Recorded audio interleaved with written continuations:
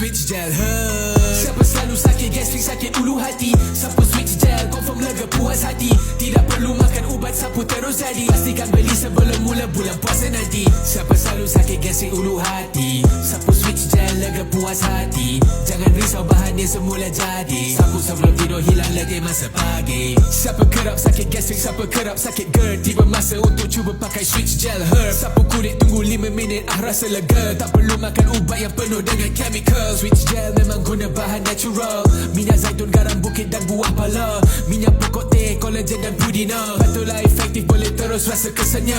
Siapa selalu sakit perut masa bulan puasa, switch gel perlu ada dalam rumah anda. Sapu pada kulit dan takkan batal puasa. Tunggu apa lagi, mari kita semua pergi coba. Siapa selalu sakit gastrik, sakit ulu hati, sapu switch gel, confirm lega puas hati.